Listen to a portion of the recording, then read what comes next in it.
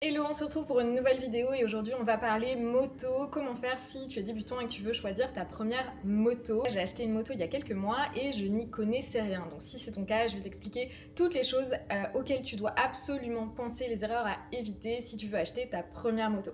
La première chose à faire c'est acheter une moto en fonction de ton utilisation et pas de ton ego. Je sais que sur TikTok, sur Instagram on va voir des motos qui sont très sportives, ultra belles, qui sont énormes. Si tu débutes, c'est pas du tout vers ce type de moto qu'il faut te diriger. Il faut vraiment que tu prennes une moto en fonction de ton utilisation. Est-ce que tu vas rouler plutôt en ville, plutôt le week-end parce que tu vas faire des road trips? Est-ce que tu vas faire beaucoup d'autoroutes? Est-ce que tu vas l'utiliser pour... Enfin voilà, c'est vraiment, pense à ton utilisation. Ça, c'est la première question à te poser. La deuxième question avant d'acheter une moto, c'est quel est le style de moto que tu veux acheter? Alors moi, personnellement, j'ai une Roadster. Ce sont des motos sans carénage. J'ai une MT3, je te mets la photo juste ici. En général, ce sont les motos des motos-écoles. Pour moi, elles sont parfaites pour les débutants. Ensuite, tu as les motos sportives, donc avec carénage, où la position est plus penchée sur la moto. Et si par exemple tu fais pas mal d'autoroutes, que tu vas sur des voies rapides, c'est souvent des motos qui sont privilégiées. Tu as également les motos cruiser, ce sont un peu les motos type Harley, où là tu vas les privilégier pour tout ce qui est longue distance.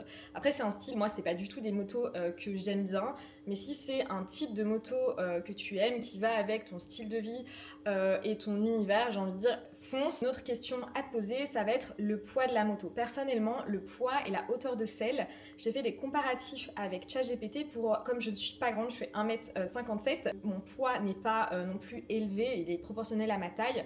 Ça ne servait à rien que j'achète une moto qui soit hyper haute et lourde parce que c'est compliqué à manier dès qu'on est à l'arrêt. En fait, dès que la moto roule, il n'y a pas de problème, mais dès qu'on est à l'arrêt, qu'on doit sortir d'un parking, qu'il y a un peu des graviers, que c'est compliqué, une moto qui va être lourde, c'est pas du tout pratique. Et je vous dis ça, j'ai déjà été coincée, impossible de reculer ma moto, mes amis ont dû venir m'aider, ou alors je dois appeler quelqu'un parce que c'est vraiment juste impossible, la moto est trop lourde.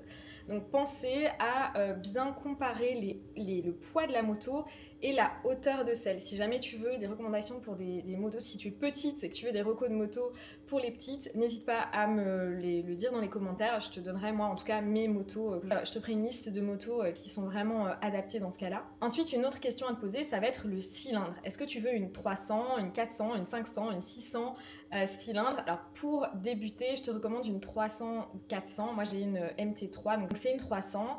Certaines personnes vont commencer avec des 125. Moi, c'est pas forcément ce que je te recommande. J'ai une 125 au début pour me faire la main entre guillemets et conduire le plus possible et m'habituer en fait au changement de vitesse, être à l'aise et prendre la confiance.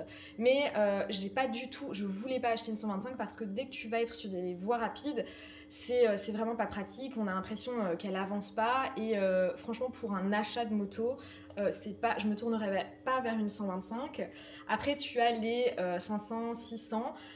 Pour une débutante, pour un débutant, c'est pas forcément des cylindres que je recommanderais. Après, si t'es plus avancé, si t'as l'habitude de rouler, voilà, tu peux y aller. Il faut aussi savoir que plus le cylindre est gros, plus la moto est lourde. Ça aussi en considération pour ne pas avoir une moto qui soit trop lourde. Autre question à te poser, ça va être est-ce que tu prends une monocylindre ou une bicylindre? Alors le cylindre, c'est le tube qui se trouve entre tes jambes sur la moto.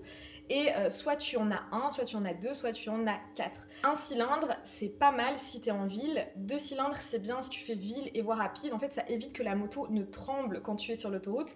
Et 4 cylindres, c'est-à-dire que tu as 4 tubes. Elle est beaucoup plus puissante et personnellement, c'est pas forcément ce que je recommanderais quand on est débutant. Et aussi le prix de la moto. Je te parlais des cylindres, mais le prix de la moto va aussi dépendre des cylindres. Donc plus tu vas monter dans les cylindres, plus ta moto va coûter cher. Et ça, je pense que c'est quelque chose à prendre en compte quand tu vas acheter ta première moto. Une autre question aussi que tu pourrais te poser, c'est est-ce que tu achètes ta moto neuve ou d'occasion? Personnellement, j'ai acheté ma moto d'occasion dans un garage, mais qui a racheté, en fait le garage a racheté une moto en particulier, l'a vérifiée, et puis ensuite moi je l'ai acheté avec eux, j'ai fait le changement des papiers, ils m'ont tout expliqué. Je vis en Thaïlande, donc le processus est peut-être différent de la Belgique ou de la France, mais j'ai pas voulu en acheter une neuve parce que simplement ça coûte plus cher. Pour une première moto, je me suis dit que c'était pas mal de commencer avec une moto d'occasion. Et personnellement, tous mes amis en tout cas ont acheté.